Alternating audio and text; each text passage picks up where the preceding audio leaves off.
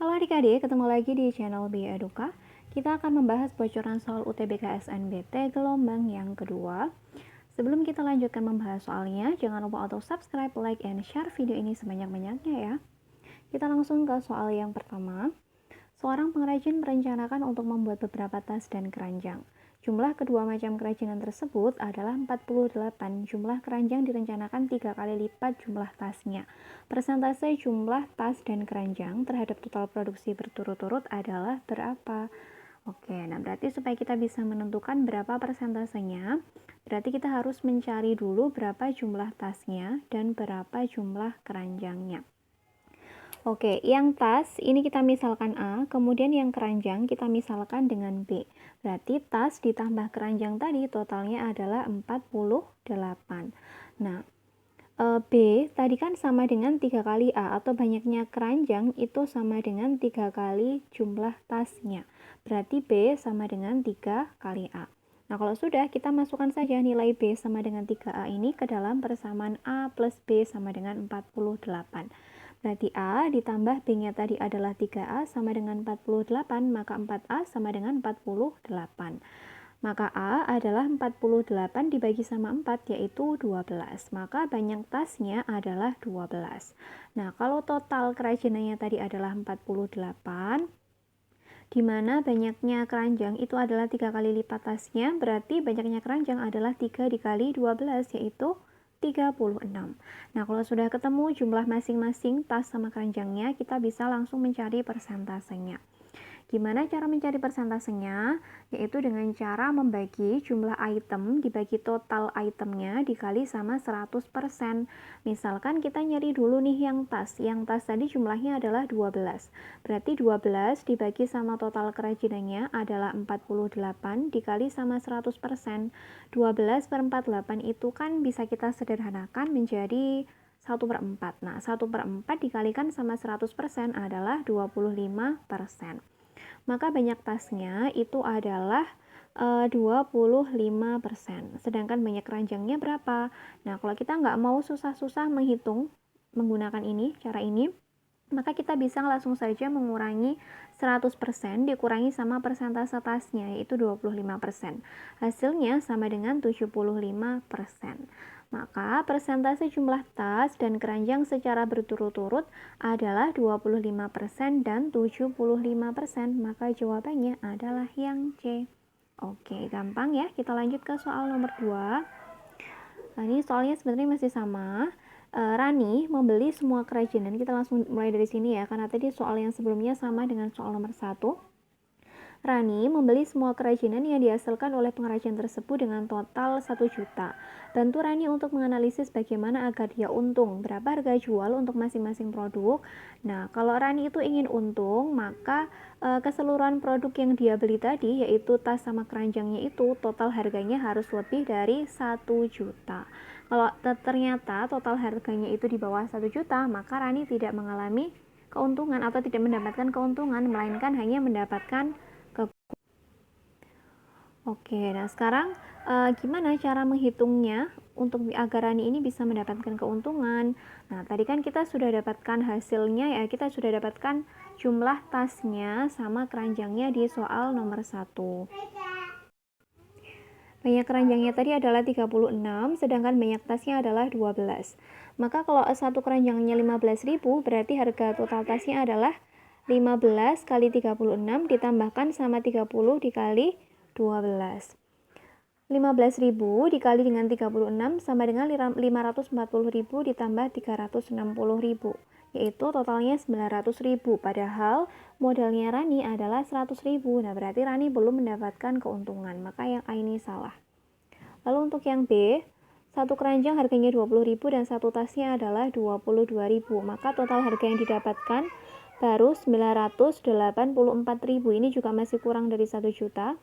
Lalu yang opsi C, satu keranjangnya 25.000 dan satu tasnya adalah 15.000, sehingga didapatkan total harganya adalah 1.080.000. Nah, ini kan berarti sudah di atas 1 juta ya. Maka keuntungan yang akan Rani dapatkan nanti apabila keranjangnya dijual seharga 25.000 per item dan tasnya dijual 15.000 per item, keuntungan yang Rani peroleh adalah 80.000 karena total penjualannya adalah 1.080.000. Nah, inilah harga yang paling pas untuk Rani menjual kerajinan tas dan keranjang yang ia beli dari seorang pengrajin. Oke, kita lanjut ke soal nomor 3. Desi menabung di bank dengan besar setoran awalnya adalah 1.200.000, di mana suku bunga tabungannya adalah 9% per tahun. Nah, ini bunganya adalah bunga tunggal ya, bukan majemuk. Ketika ia mengambil seluruh uang tabungannya, jumlah tabungan Desi menjadi 1.281.000. Berarti bertambahnya 81.000. Maka berapa lama Desi menabung? 6 bulan, 7 bulan, 8 bulan, 9 bulan, atau 10 bulan? Oke, nah untuk mencari berapa lama Desi menabung, kita bisa gunakan rumus ini, di mana untuk menghitung bunga, itu caranya adalah setoran awalnya atau SA dikalikan sama lama menabungnya, ini yang akan kita cari, dikalikan sama suku bunganya, yaitu 9%. Nah, tadi bunga yang diperoleh Desi itu berapa? 1.281 dikurangi sama 1.200, yaitu 81.000. Kemudian setoran awalnya adalah 1.200.000 dikali sama, nah 9% ini kan per tahun ya, sedangkan yang ditanyakan itu berapa bulan gitu. Nah, berarti karena 1 tahun ini ada 12 bulan, maka lamanya Desi menabung itu adalah N bulan. Kita simbolkan dengan N bulan dibagi sama 12, karena dalam 1 tahun itu ada 12 bulan. Dikalikan sama suku bunganya yaitu 9% ya, atau 9/100. Kemudian ini tinggal kita coret-coret saja, sehingga yang tersisa adalah 81 sama dengan 9N. Ini kalau kalian hitung secara detailnya, yang tersisa adalah 81 sama dengan 9N. Maka N-nya atau lama bulannya itu adalah 81 dibagi sama 9, dapatnya adalah 9. Maka Desi ini menabung selama 9 bulan, sehingga didapatkan tambahan bunganya sebesar 81.000. Mantap ya. Kita langsung ke soal yang nomor 4. Nah, berikut ini disajikan tabel data harga barang-barang kebutuhan pokok mulai dari tahun 2016 sampai tahun 2018 di toko Prima Segar. Persentase kenaikan harga minyak goreng pada tahun 2018 adalah berapa? Nah, yang ditanyakan hanya minyak gorengnya pada tahun 2018. Untuk bisa menghitung persentase kenaikannya, berarti kita harus mengecek harga di tahun sebelumnya, yaitu di tahun 2017. Oke, tadi minyak goreng ya. Minyak goreng adalah ini, tahun 2017 adalah 10.000, tahun 2018 adalah 11.000. Berarti naiknya berapa? 1.000 aja. Oke, nah untuk bisa menghitung berapa persentase kenaikan, rumusnya adalah besarnya kenaikan dibagi sama harga sebelumnya dikalikan sama 100%. Karena memang di sini yang ditanyakan persentase, berarti pasti selalu dikalikan dengan 100%, gitu ya. Oke, kenaikannya tadi cuma 1.000, kemudian dibagi sama harga sebelumnya adalah 10.000 dikalikan sama 100%. Nih 0,3-nya kita coret.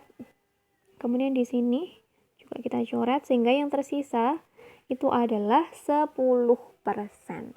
Maka persentase kenaikan harga minyak goreng pada tahun 2018 dibandingkan sama tahun sebelumnya yaitu 2017 adalah sebesar 10%. Jawabannya adalah yang B. Oke, kita ke soal yang terakhir atau soal nomor 5. Pak Dodi bekerja di perusahaan PT Prima Segar. Ia mempunyai gaji 800.000 per minggunya. Pada bulan ini, gajinya direkap selama 1 bulan dan di akhir bulan ia menerima gaji sebesar 2.400.000. Nah, kalau seminggunya itu 800.000 nih ya. Kita lanjutkan dulu baca soalnya. Berapa persen gaji yang belum diterima Pak Dodi? Anggaplah 1 bulan adalah 4 minggu dan tidak ada lembur maupun izin. Berarti Pak Dodi ini masuk full selama 1 bulan. Dan anggapannya 1 bulan ini adalah 4 minggu. Jadi kalau per minggunya ada 800.000, kalau 4 minggu berarti 800 kali 2 harusnya adalah 3.200.000.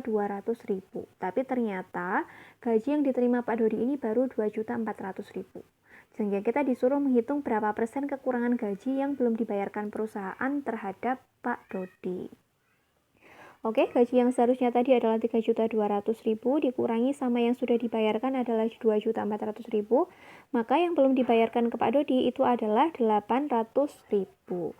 Lalu berapa persentase gaji yang belum dibayarkan? Ya kita tinggal ini saja membagi gaji yang belum dibayarkan tadi adalah 800.000 dibagi sama total gajinya adalah 3.200.000 dikali sama 100%. 800.000 sama 3.200.000 ini bisa kita sederhanakan ya, nolnya kita coret 5. Sehingga yang tersisa adalah 1/4 dikalikan sama 100% adalah 25%. Maka persentase gaji yang belum dibayarkan perusahaan kepada Pak Dodi itu adalah 25%. Jawabannya adalah opsi yang A. Oke, demikian tadi pembahasan soal bocoran UTBK SNBT gelombang yang kedua. Apabila adik-adik masih ada kendala, boleh banget tuliskan kendalanya di kolom komentar. Sukses buat kalian semua, semoga diterima di Universitas Impian kalian. Sampai ketemu di video yang selanjutnya.